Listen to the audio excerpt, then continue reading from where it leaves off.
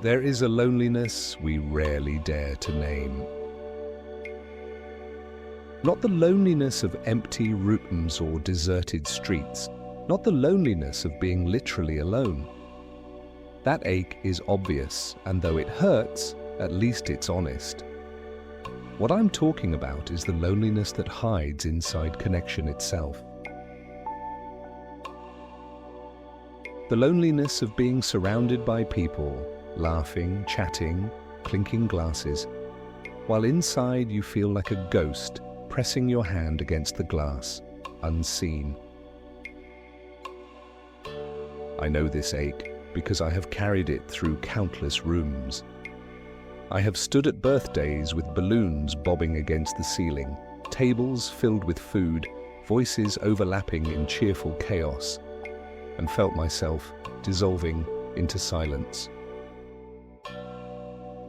I smiled at the right times, accepted gifts with thanks, nodded when people spoke.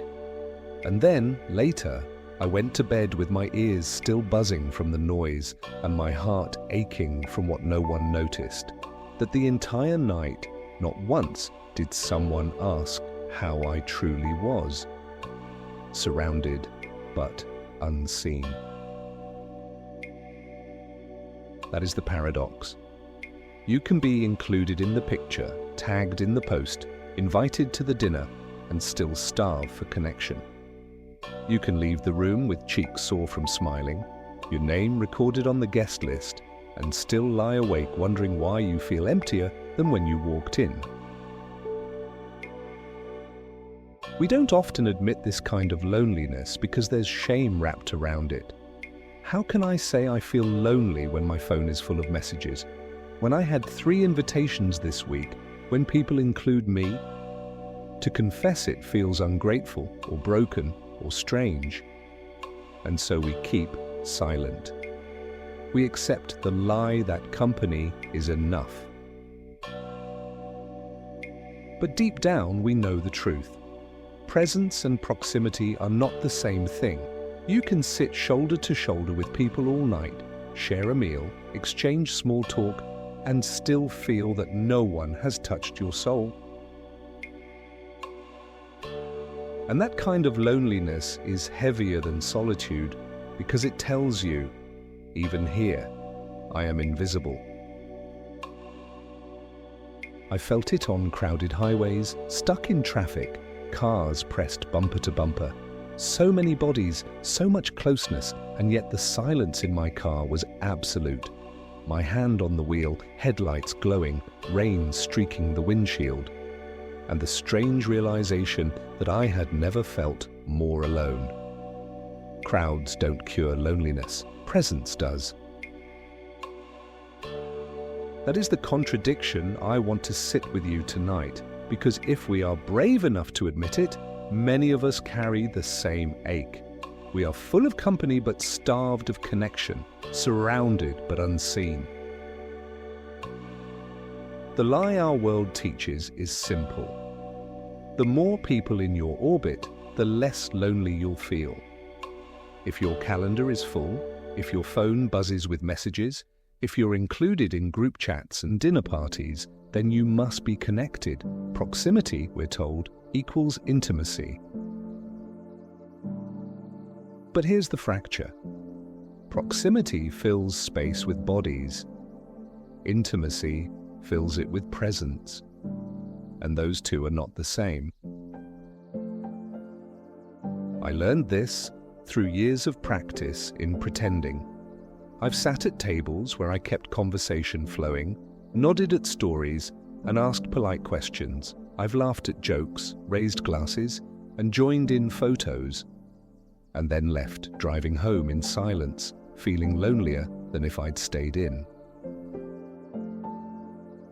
Because what I really wanted was not their company, it was their presence, and presence is rare.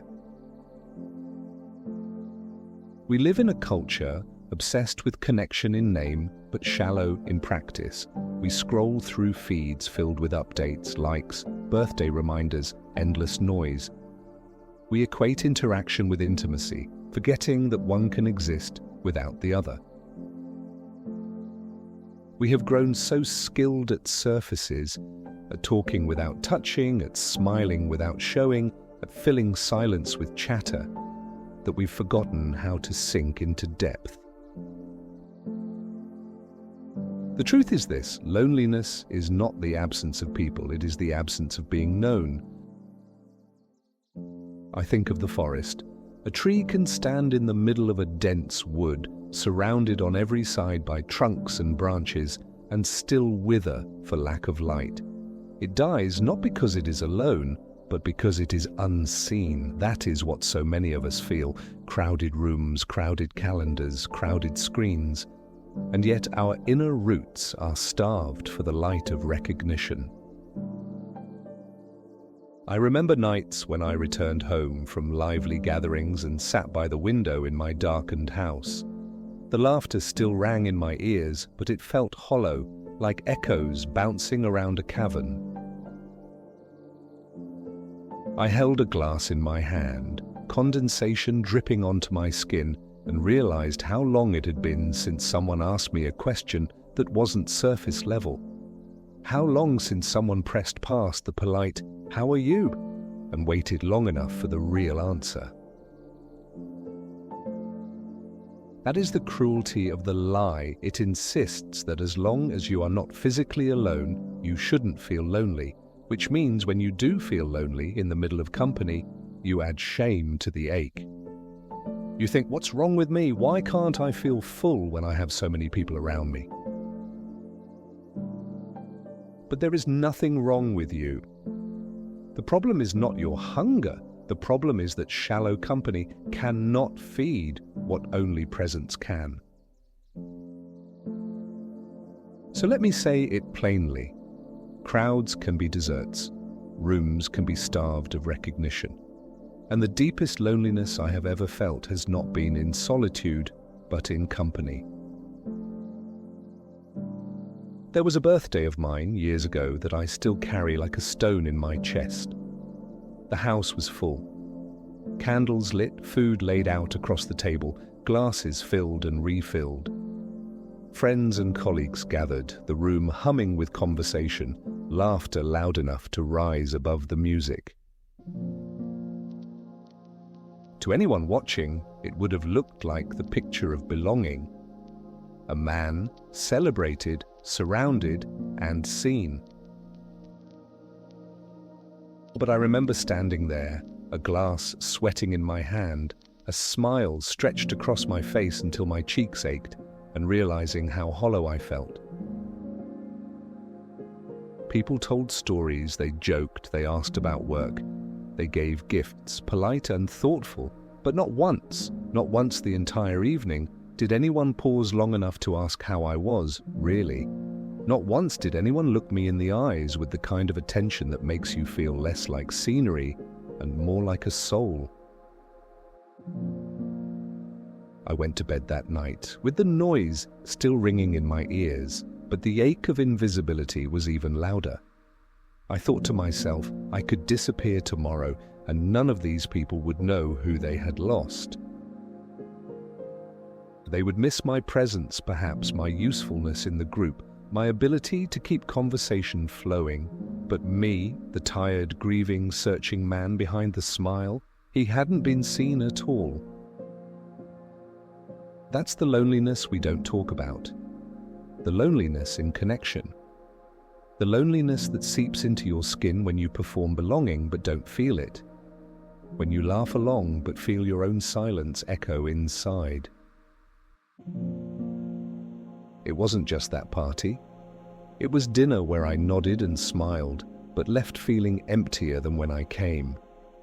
It was nights where I filled my calendar so I wouldn't appear isolated, only to come home more starved than before. It was years of being surrounded and yet invisible. I remember another evening, one of those long work dinners at a polished restaurant, the kind where everyone orders wine, where the talk is loud, confident, full of plans and achievements. I smiled, chimed in, and kept the rhythm of the evening going. And then, mid-sentence, I felt a collapse inside me, a sudden clarity. I could stay or leave, laugh or fall silent, and it would make no difference. No one here had paused to wonder who I was beneath the role I played.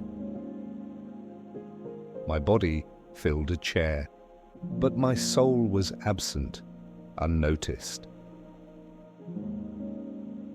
The shame of that realization stung, because how do you explain it? How do you confess that the very places where you are included are the ones that leave you loneliest? I carried that shame quietly. I told myself it was my fault, that I should be more grateful, that I should be content with company. But gratitude doesn't cure hunger, and company without presence doesn't cure loneliness. That's what I see so clearly now. I wasn't starving for bodies in the room. I was starving for souls in the open. It took me years to understand this distinction. Loneliness is not solved by numbers. It is not the size of the crowd that matters, but the depth of the presence within it. Loneliness is not the absence of people. It is the absence of being known. This truth shifted everything. For most of my life, I thought the cure to loneliness was proximity. Stay busy, stay social, stay surrounded, and the ache will fade. But the ache never did. If anything, it deepened, because nothing is crueler than being unseen in plain sight. I began to notice how much of our culture mistakes company for connection. We fill our days with meetings, our evenings with dinners, our feeds with updates. We comment, we like, we send quick texts. But these are signals, not presence. They are gestures, not intimacy. The soul can starve while the calendar stays full. That realization unsettled me, because it forced me to ask, what does real connection require? And the answer was frightening in its simplicity: vulnerability. To be known requires letting yourself be seen. And to let yourself be seen means risking rejection. It means offering your ache, your truth, your unpolished self, instead of the curated mask of "I'm fine." Presence is not about filling a seat at the table. It's about daring to be honest in the silence between questions. It's about staying with someone long enough for the real answer to emerge. It's about looking beyond roles and functions and asking, who are you, here and now? That's the detour I had to learn. Seek presence, not just company. Choose depth over numbers. Risk the honesty that feels terrifying, because it is the only soil where intimacy grows. And now I see it clearly. A crowd can be a desert, but one honest presence can feel like water in the sand. Surrounded doesn't mean seen. Company doesn't mean connection. Loneliness doesn't end with noise. It ends with being known. The more I lived inside this contradiction, lonely even when surrounded, the more I began to see how starved I was for something deeper. I thought for years that my task was to keep showing up, attend the dinners, say yes to the invitations, keep the calendar full, keep the phone buzzing. I thought proximity itself would eventually dissolve the ache. But proximity without presence only sharpened it. So I began a quiet experiment. I stopped counting heads and started searching for eyes. Not how many people were in the room, but whether even one person was truly looking, truly listening. And when I shifted my gaze this way, I discovered something extraordinary. It doesn't take many to end loneliness. It takes one. One person willing to stay in the silence long enough. One person is willing to ask, "How are you really?" and not rush past the answer. One person is willing to risk honesty in their own voice, so you feel free to risk it in yours. That's when I realized the truth. Company is measured in numbers, but connection is measured in depth. The stone I carry now reminds me, surrounded doesn't mean seen. When I feel the old ache rise, when I catch myself scrolling in a crowded cafe or laughing at a joke while feeling empty inside, I hold that stone in my hand and remember that what I long for is not numbers, but presence. Not noise, but depth.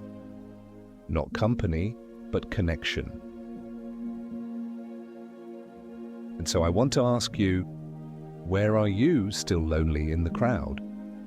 Is it at the dinner table where you smile and nod, but never let your heart speak?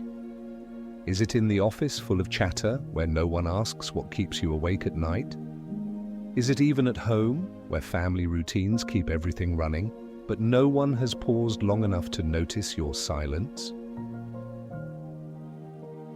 We are taught to fear solitude, but it is not solitude that wounds us most. It is invisibility. It is the shame of being unseen in the very places where we are supposed to belong.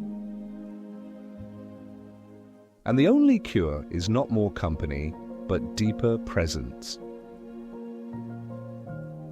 So I invite you to test this in your own life. Stop counting how many are around you. Start noticing whether you feel seen. And if you don't, dare to speak. Dare to risk honesty. Dare to ask for presence. Because the ache of loneliness cannot be solved by bodies in the room. It can only be healed by souls in the open. Sometimes when I drive at night, I look out across the skyline of the city. Towers stacked with windows, most of them dark, a few still glowing. And in the sea of blackness, that single lit window always catches my eye. A reminder that even in the middle of countless rooms, light is not everywhere. Seeing is rare. That is what I want to leave you with. You can be surrounded by towers, streets, crowds, and still ache in the dark. Surrounded doesn't mean seen. Company doesn't mean connection. Loneliness doesn't end with noise, it ends with presence. So hear this blessing, seek presence, not just company. May you have the courage to admit the ache, to speak aloud the loneliness you feel, even in rooms full of people. May you stop shaming yourself for what is not your fault, for the truth that numbers do not cure the hunger of being known. May you learn to recognize the rare faces who see you, not just the role you play. May you hold on to them fiercely and let them hold on to you. And may you risk being that presence for someone else, to look into their eyes long enough that they feel their own soul surface again, to ask questions that go deeper than the polite, "How are you?" to listen until the silence breaks open into truth. The world will keep telling you that more company is the cure. But carry this stone in your pocket. Surrounded doesn't mean seen. And remember that intimacy is not about numbers. It is about courage. It is about vulnerability. It is about the one lit window in the tower, the one honest presence in the crowd. So may you seek that light, and may you offer it. And may your loneliness at last be met not with noise, but with presence.